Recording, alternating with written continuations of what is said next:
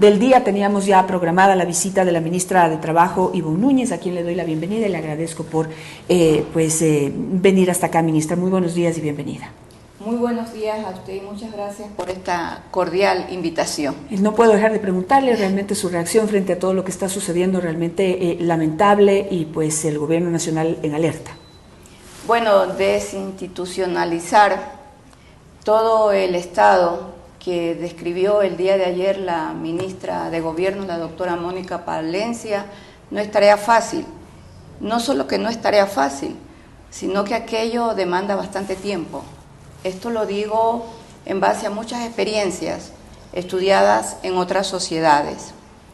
Así que es oportuno entender las razones por qué la tarea principal de nuestro señor presidente Daniel Noboa, y lo describe de manera muy oportuna y precisa la ministra de Gobierno, se trata en el momento actual de entrar a un proceso de reinstitucionalización del Estado ecuatoriano. Eso implica una revisión de acción de todas las instituciones que tienen en este momento a cargo el tema de la seguridad, e indudablemente debe jugar un papel extraordinariamente importante el sector legislativo. Razón para entender por qué el presidente Daniel Noboa remitió las leyes con carácter de urgencia. Es decir, nosotros hemos hecho un estudio cómo iniciar todo este proceso de reinstitucionalización del Estado ecuatoriano. Perfecto, y vamos a seguir mirando, pues ahora estamos atentos sobre la necesidad de que se controle la situación de emergencia actual. Estamos en medio de un estado de excepción y pues las expectativas son a la participación ya en conjunta de militares y policías para tomar control de cárceles y las calles en varias ciudades del país, o ciertos puntos en donde se están produciendo atentados en algunas ciudades del país. Vamos a la materia que nos compete. Y quisiera empezar por las últimas preguntas enviadas por el presidente de la República a la Corte Constitucional. Ha cumplido con las expectativas de varios sectores. En este caso, el sector empresarial e industrial han clamado durante los últimos meses por la posibilidad de que se haga una reforma y se permita el trabajo por horas. Quisiera saber su concepto y su opinión sobre esa posibilidad, ya que está propuesta también dentro de las nuevas preguntas. Mira, aquí hay que entender un antes. ¿Qué sucedió cuando se promulgó la nueva Constitución de la República? Allí se constitucionalizó que el trabajo por hora llevaba a una precarización laboral. Sin embargo, es necesario entender qué significa la precarización laboral. A mi juicio, ese concepto de precarizar el trabajo por hora no correspondió en ningún momento a la realidad laboral y a la realidad del desempleo en el Ecuador. ¿Por qué? Porque la precarización conceptualmente significa, primero, que las condiciones de trabajo no son las adecuadas, y lo más importante, que no existe afiliación al Seguro Social. Sin embargo, el Código de Trabajo establece el contrato parcial, que es por hora, con la condición de que el contrato parcial sea permanente, lo cual rompe entonces el concepto de la precarización laboral. ¿Qué ha sucedido desde el año 2008, que se aprobó esta Constitución, al año 2024? El desempleo creció.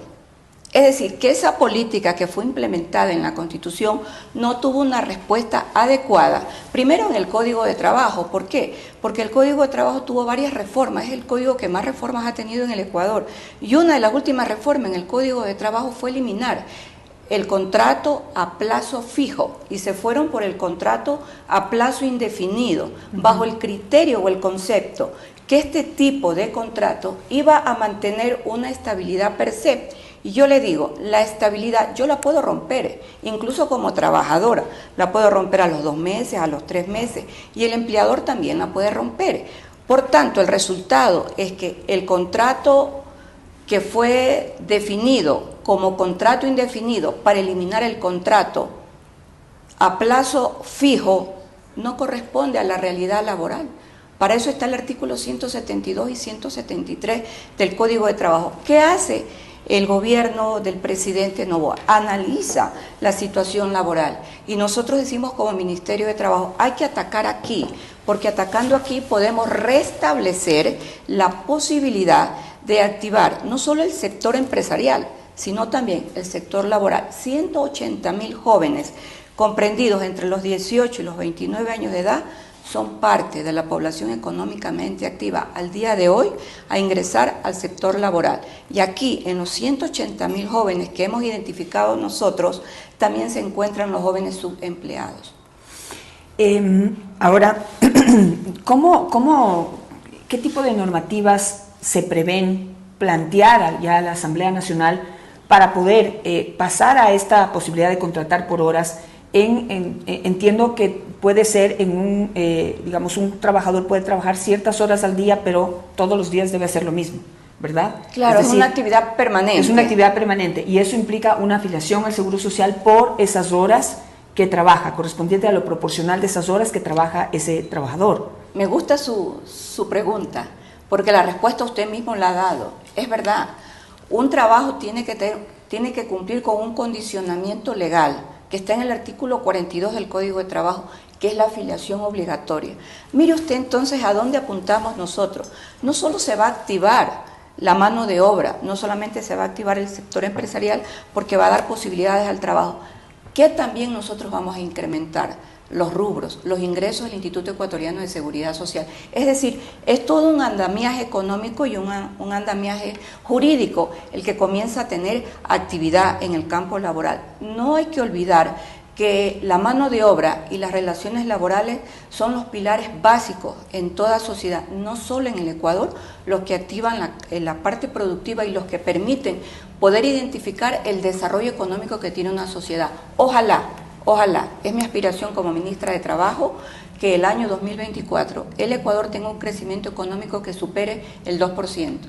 Ahora, ministra, no sé si lo que se había planteado en algún momento es que este trabajo por horas puede ser relacionado a ciertas industrias, como la turística, por ejemplo, como la agrícola, incluso en algún momento para que el tiempo de cosecha necesita más trabajadores, en tiempo de feriados y vacaciones tal vez se necesita más gente que trabaje en turismo, por identificar dos áreas importantes de nuestro país. En este caso se estaría planteando que todas las industrias pueden contratar personas por horas.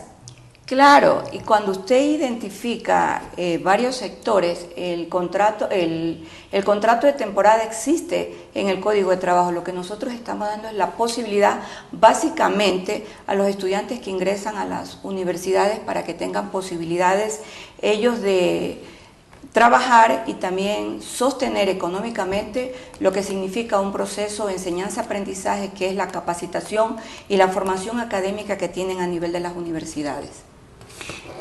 ¿Y cómo evitar los abusos, por ejemplo, de empresas que, no sé, hoy tienen un sistema en donde tienen trabajadores que necesitan trabajar las 8 horas, eso implica un rubro, un salario y un tiempo de trabajo, el respeto de algunos derechos? ¿Cómo evitar, por ejemplo, que algunos, no sé, abusen de este sistema, tengan ahora trabajadores que trabajan 4 horas y eso de alguna manera les puede implicar, o sea, algún tipo de ahorro? Estoy simplemente planteando posibilidades y temores ante los abusos que pueden existir porque ya existieron en el pasado, no diciendo que se van a repetir de manera segura, porque creo que contamos con un sector empresarial que lo que tiene es ganas de producir más y cerrar la brecha laboral que hay en este momento. Mire, el Ministerio de Trabajo viene manteniendo un acercamiento permanente con el sector empresarial y con el sector laboral. Yo me reúno este viernes como ministra de Trabajo con el sector empresarial y también me reúno con los trabajadores este viernes. Tengo toda una agenda de reuniones porque esta es una comisión tripartita que se reúne permanentemente y apuntamos al acuerdo por el empleo en el Ecuador. El Ministerio de Trabajo tiene, primero, la obligación, y es un requisito sine qua non para poder tener en vigencia un contrato de trabajo, tiene la obligación de registrar y los empleados tienen la obligación de declarar a través de la página pertinente el contrato de trabajo, por lo tanto nosotros lo regulamos. Y tenemos también otra obligación como Ministerio de Trabajo, que son las inspecciones. Inspecciones que se han comenzado a activar a fin de poder identificar varias problemáticas que existen en las relaciones laborales. Entre ellas, déjeme decirles la siguiente: hace pocas semanas nosotros firmamos el convenio de cumplimiento normativo con el instituto que tutela a las personas con discapacidad. ¿Por qué? Porque la normativa laboral obliga a que todas las empresas públicas y privadas cumplan con un porcentaje. Frente al incumplimiento viene la multa. El CONADIS me pidió que ese convenio tenía que ser firmado, y lo que más me llamó la atención es que ese convenio de cumplimiento normativo, que es un convenio sencillo, estuvo engavetado en el Ministerio de Trabajo por más de 3 años. A mí me parecía algo impensable que uno de los beneficios de mayor apertura, que fue la incorporación de personas con discapacidad, que además cumple con una normativa constitucional, no lo haya suscrito ningún ministro de Trabajo antes de que esta ministra asuma las competencias como tal. Nosotros lo firmamos de manera inmediata y se están haciendo las inspecciones, así como hemos comenzado a hacer las inspecciones en la Amazonía para cumplimiento normativo de las personas que trabajan y viven en la Amazonía, que son nativos de la Amazonía, deben ser incorporados, básicamente en el campo de la minería legal. De la minería legal. En cuanto al tema del contrato a plazo fijo, no sé si podríamos ampliar cuál sería la idea. ¿Todos los contratos ahora estarían sujetos a la posibilidad de hacer una contratación fija? Claro. ¿Es como era antes que, digamos, ese plazo fijo podía ser máximo de 1 año? ¿O así ahora es? Puede ser, sí, máximo de 1 año, y de ahí ya viene el contrato permanente. Pero lo importante es que es una necesidad nuevamente retornar al contrato de plazo fijo. ¿Por qué? Porque haber eliminado el contrato fijo bajo el concepto de la estabilidad per se en el otro contrato, que es el contrato a plazo indefinido, ¿a qué llevó? Llevó a evasiones y a la no contratación, y probablemente a muchos actos de irregularidades en el campo de la relación laboral. Y esto es un hecho visible, se ha dado en varios lugares y nosotros hemos recibido también denuncias. Por eso la mejor forma es legalizar, dar la posibilidad y dar la tutela, permitir que el trabajo como un derecho constitucional y un derecho universal sea posible, sea factible y sea realizable. Ese término de 1 año que le dan, en este caso, al empleador y al trabajador para, digamos, ¿cuál es la idea del contrato a plazo fijo? ¿Cuáles son las ventajas que en este caso se daría a los empresarios? Y yo quisiera referirme principalmente a los emprendedores, que son la mayoría en nuestro país, pequeños y medianos empresarios, que tal vez les queda más difícil enfrentar un contrato a plazo indefinido. Mire, hay un elemento que es importante, que es un elemento económico en el tema de los emprendedores. Me gusta su pregunta. ¿Por qué? Porque en el caso de los emprendedores, caso muy puntual y que además es muy recurrente, lo estamos implementando en el Ministerio de Inclusión Social con la ministra Zaida Rovira.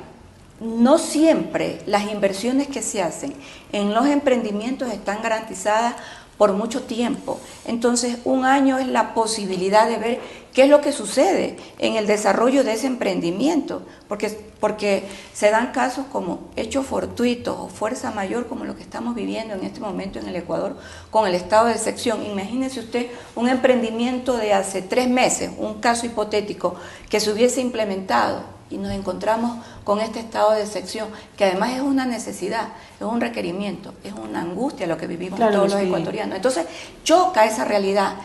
Creemos que de esa manera nosotros vamos a poder sentar las bases en el caso específico de los emprendedores, que son muchos en el Ecuador, sobre todo las mujeres. Son la mayoría, los medianos y pequeños. Y bueno, tomando en cuenta lo que usted dice, el estado de excepción ahorita, imagínense quienes han montado restaurantes, bares, no sé, negocios medianos y pequeños en poblaciones alrededor de todo el país, y ahora estado de excepción, todo cerrado de 11 de la noche a 5 de la mañana. Eso es acabar con esos negocios en un tiempo que no sabemos cuánto va a durar, 60 días por el momento. Esperemos que se retome el control lo antes posible. Y en el tema de los emprendimientos, digamos, hoy estamos viviendo no solamente dificultades económicas que son, digamos, es una apuesta lo que hace un pequeño emprendedor, sino también las vacunas, los secuestros. Es decir, todo esto que está alrededor de la inseguridad y que pone en riesgo esos pequeños y medianos capitales que la gente está poniendo, pues apostándole al Ecuador. El andamiaje delictivo, el andamiaje estructural no es nuevo. Hay que saber, entender, conocer y estudiar cómo se manejan las estructuras delictivas. Por eso cuando uno habla de delincuencia organizada en el Ecuador, también tiene que tener un enfoque. La delincuencia organizada es en el Ecuador, pero la delincuencia organizada tiene una ramificación, porque es una delincuencia transnacional. Y esa delincuencia organizada, en el caso del Ecuador, tiene ramificaciones que hoy se conocen como vacunas, extorsiones, secuestros extorsivos y otros tipos de modalidades. Pero es la forma de ramificar el tema de la delincuencia organizada. Veamos qué dice la Corte Constitucional frente a las preguntas planteadas. Quisiera hacerle algunas preguntas rápidas. Usted dijo en algunas declaraciones que había identificado personas en el Estado, como en instituciones como CNT, que ganan más de $7,000. La gerente de CNT dijo que no era cierto. ¿Usted ha verificado esa información y qué decisiones se han tomado? ¿Y en qué otras instituciones estamos hablando de personas que ganan esos sueldazos? Ellos mismos publicaron una lista de sueldos, todos los sueldos que fueron publicados. Yo no he publicado ninguna lista. Ellos publicaron una lista donde el sueldo mínimo a nivel de la parte operativa administrativa es de $4,000 y el nivel superior oscila a los $6,000. A eso tengan la bondad de sumarle todos los beneficios de la contratación colectiva, no solo que llegan a los $7,000, superan los $7,000. Estamos hablando de gerentes y digamos las gerencias en CNT, por ejemplo. Así es, no solo eso, las contrataciones colectivas tienen sueldos indexados.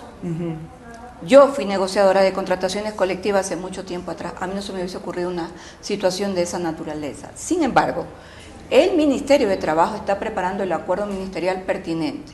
Este no es un hecho nuevo, no es un hecho que la ministra de Trabajo lo dijo y recién el Ecuador lo descubrió. No. Tengo un informe de varias instituciones, entre esas la Comisión Anticorrupción, que ha identificado a más de 400 personas que ganan mensualmente más que el presidente de la República. Y todo el Ecuador sabe que eso está prohibido. ¿Qué se va a hacer con esas personas? Las regularizaciones pertinentes. ¿Se les va a bajar el sueldo o se van del Estado? No, nosotros estamos haciendo un estudio y ha habido en este momento ya un mapeo en las empresas públicas, que son cuatro empresas públicas que son las más grandes, donde se paga $800 millones al año. Hemos identificado a través del mapeo el tipo de contrataciones que tiene y este ministerio no va a dubitar, por el bien del país, hacer lo que corresponde de manera legal.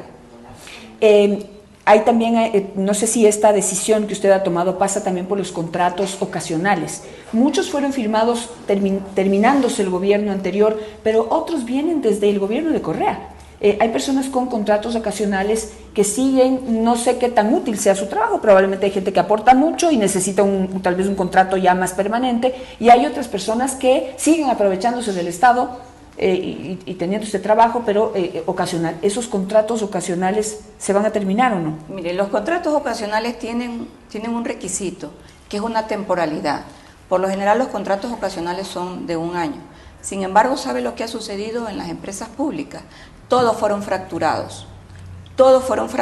¿Por qué? Porque se incumplió con la normativa y lo que usted dice es verdad. Los contratos ocasionales de 1 año pasaron a 2 años, pasaron a 3 años, pasaron a 4 años. Si nosotros hemos identificado este tipo de irregularidades por incumplimiento de normas, ¿qué lectura nos deja? Que se incumplió con lo que establece la LOCET en relación a los contratos ocasionales y que este ministerio, de la mano con todas las empresas del Estado, así como con todas las carteras del Estado, va a tener que necesariamente entrar a regular. De hecho, se lo hizo ya en el mes de diciembre. ¿Y cuántas personas se desvincularon? a nivel de los ministerios del trabajo por haber cumplido un año bajo la modalidad de contrato ocasional sin afectar a personas con discapacidad, a personas como padre y madre sustitutos, a mujeres gestantes, a madres lactantes y a personas con enfermedades catastróficas, se desvincularon 150 personas. Perfecto. Una última pregunta muy rápidamente, estoy súper pasada de tiempo, pero usted dijo que el Consejo de Salarios se va a reunir cada 60 días. ¿Eso quiere decir que van a revisar el salario mínimo cada 60 días o qué es lo que van a ir evaluando? No.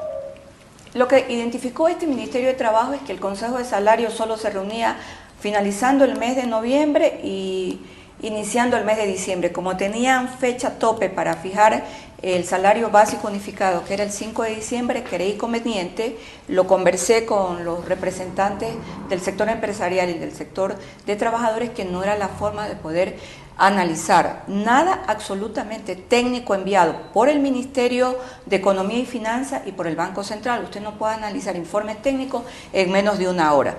Que la mejor forma era reunirnos nosotros en el transcurso del año para tratar también otros temas, entre esos el tema de la generación del empleo y las modalidades de trabajo. Y nosotros vamos a comenzar ya con las reuniones. Perfecto, me quedo con eso, ministra. Le agradezco muchísimo por esta visita y creo que nos ha dado algunas noticias que por supuesto nos encargaremos de difundir a lo largo del día a través de nuestras redes sociales. Le agradezco que tenga un buen día, pues estaremos pendientes a que ojalá este día mejore para todos.